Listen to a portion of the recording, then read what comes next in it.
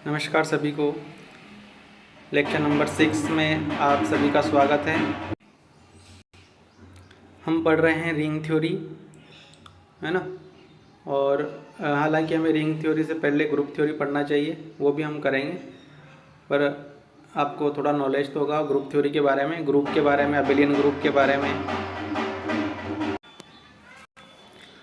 तो अगर आपने हमारे पिछले लेक्चर्स नहीं देखे हैं तो लेक्चर 1, 2, 3, 4 एंड 5 ये लेक्चर्स आप देख लीजिएगा, तो आपको ये अच्छे समझ में आएगा। और हम यहाँ पे डिटेल कोर्स पढ़ रहे हैं पूरा, तो अगर हम पूरा कोर्स पढ़ेंगे अच्छे से तो हम आसानी से क्वेश्चन सॉल्व कर सकते हैं। और सेट में इतने टफ क्वेश्चन नहीं आते हैं नेट के मुकाबले, तो आप अगर अच्छे से केवल ये पढ़ोगे बेसिक, तो भी आप अच्छे से स्कोर कर सकते हैं। पैटर्न मैंने बता दिया था किस टाइप से क्वेश्चन आते हैं, कितने प्रश्न किस यूनिट से आएंगे, सारा मैंने बता रखा है आपको। पिछले लेक्चर्स आप देख लीजिएगा। चैनल पे नए हैं तो चैनल को सब्सक्राइब कर लीजिएगा, बेल आइकन को प्रेस कर लीजिएगा ताकि आपको नोटिफिकेशन समय पर मिलते रहें। देखो जेड आयोटा मतलब गॉसियन इंटीजर्स, ये पढ़ा था हमने, है ना। गॉसियन इंटीजर्स किस रूप में होते हैं? ए प्लस आयोटा बी के रूप में। अब ये टॉपिक थोड़ा ग्रुप थ्योरी का है, साइक्लिक ग्रुप, है ना। ये आप पढ़ा होगा साइक्लिक ग्रुप के बारे में। तो जेड आयोटा को हमने क्या बताया था? रिंग बताया था, है ना, जेड आयोटा। अब यहाँ पे देखिए जेड आयोटा प्लस के सापेक्ष क्या है?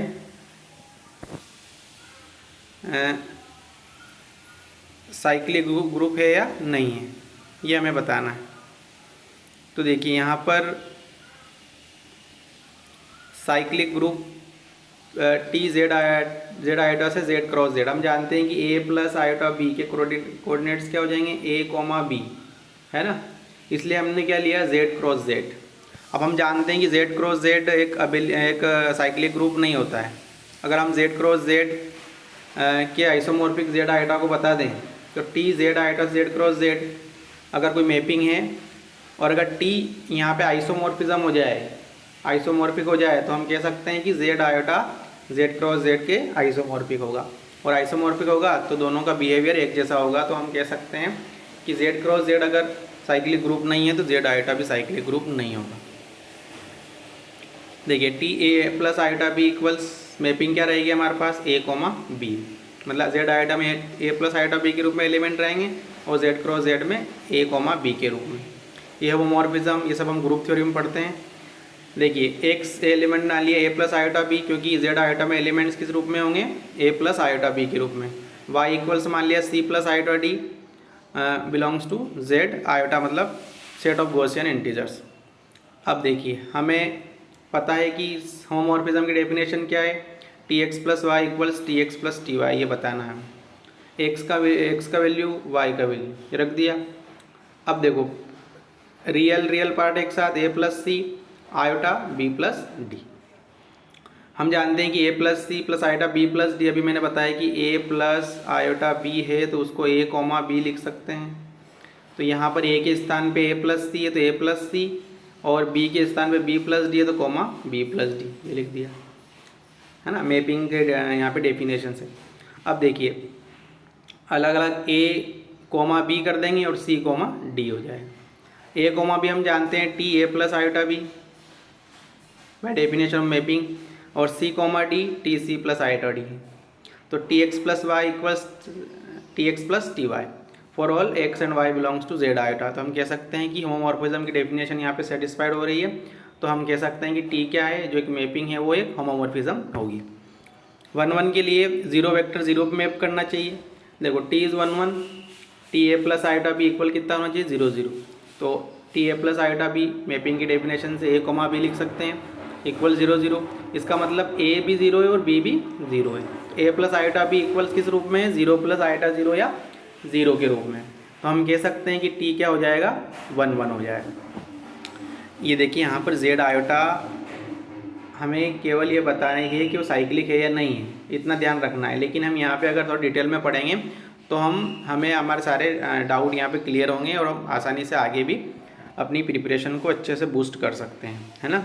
इसलिए हम यहाँ पे डिटेल पढ़ रहे हैं। अब देखिए T is onto map, तो ऑन टू मैप में क्या होगा? प्री इमेज एग्जिस्ट करना चाहिए for each A B belongs to Z cross Z A comma B. There exist A plus iota B belongs Z iota इस प्रकार होगा कि T A plus iota B equals A comma B. तो ये pre image exist कर रही है तो टी क्या हो जाएगा, ऑन टू हो जाएगा।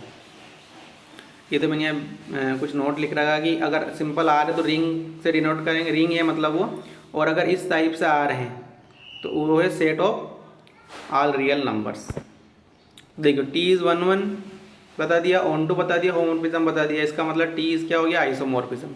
और टी जो है वो जेड आयोटा से जेड क्रॉस जेड में जा रहा है, इसका मतलब टी आइसोमॉर्फिज्म है, तो जो जेड आयोटा और जेड क्रॉस जेड है वो क्या होंगे, आइसोमॉर्फिक होंगे। तो ये हमने ये साइन कहेगा आइसोमॉर्फिक, और आइसोमॉर्फिक है तो इसका मतलब Z cross Z non cyclic group है। हम जानते हैं कि जेड क्रॉस जेड क्या है, नॉन साइक्लिक है, और जेड क्रॉस जेड का आइसोमॉर्फिक कौन सा है, जेड आयोटा है। तो हम कह सकते हैं कि जेड आयोटा भी क्या हो जाएगा, नॉन साइक्लिक हो जाएगा। ये थ्योरम थी कि जेड आयोटा प्लस के रिस्पेक्ट में एक ग्रुप साइक्लिक ग्रुप है या नहीं, तो हमने कह दिया कि ये साइक्लिक ग्रुप नहीं है ना। अब देखिए एक M2R, अब देखो M2R मतलब ये 2 है, तो इसका मतलब ये है कि 2 ऑर्डर का मैट्रिक्स, और जो रियल नंबर एलिमेंट्स कहाँ से आ रहे हैं अपने पास, रियल नंबर से आ रहे हैं, जहाँ पे ABCD बिलोंग्स टू किसमें, रियल नंबर। ये बताना है कि ये रिंग बनाता है with respect to addition multiplication, मतलब ऑपरेशन क्या होते हैं रिंग में, एडिशन एंड मल्टीप्लिकेशन। तो यहाँ पर हम जानते हैं कि रिंग की डेफिनेशन क्या होती है कि एक तो अबेलियन ग्रुप बताना होता है प्लस के रिस्पेक्ट में, दूसरा सेमी ग्रुप मल्टीप्लिकेशन के रिस्पेक्ट में, तीसरा left and right distribution law hold होना चाहिए। तो पहला नियम क्या है हमारे पास कि जो M2R उसको बताना है क्या, कम्यूटेटिव ग्रुप, या बोल सकते हैं अपन अबेलियन ग्रुप प्लस के रिस्पेक्ट में।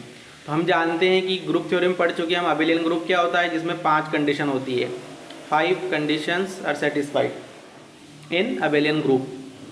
पहली कंडीशन क्लोजर, दूसरी एसोसिएटिव, तीसरी आइडेंटिटी, चौथी इनवर्स, और पांचवी कम्यूटेटिव एक्सियम। तो पहला क्लोजर एक्सियम हम जानते हैं कि अगर 2 एलिमेंट लेते हैं तो उनका योग भी उसी सेट में होगा। तो A इक्वल से मान लिया, B इक्वल से मान लिया, तो A प्लस बी भी किस में होगा, M2R में, क्योंकि जो A1 plus A2, B1 plus B2, C1 plus D2 ये भी किसके, ये भी रियल नंबर हो जाएंगे, तो बिलोंग्स टू M2R। पहला नियम सेटिस्फाई। एसोसिएटिव होगा, हम जानते हैं कि प्लस के सापेक्ष जो है वो यहाँ पर क्या होगा, साचरण नियम का पालन करेंगे, एसोसिएटिव एक्सियम। आइडेंटिटी एक्सियम क्या हो जाएगा, 0, हम जानते हैं कि तत्समक या आइडेंटिटी एलिमेंट जो होता है वो प्लस के सापेक्ष 0 होता है, तो ये 0 ले लिया हमने, क्योंकि 2 ऑर्डर का मैट्रिक्स है, 0 को अपन ऐसा लिख सकते हैं 0 0 0 0 बिलोंग्स टू M2R। तो हम जो ऑपरेशन है प्लस का, और जो एलिमेंट लिया उसका एक एलिमेंट लिया हमने तत्समक, उसके साथ अगर अब हम यहाँ पे संक्रिया कराते हैं तो हमारे पास वही एलिमेंट प्राप्त हो जाएगा। पहले 0 0 लिखे हैं, ABCD लिखे हैं, इक्वल्स में ABCD आने वाला है, तो हम कह सकते हैं कि 0 जो है वो ये इसका ग्रुप का तत्समक अवयव कहलाएगा।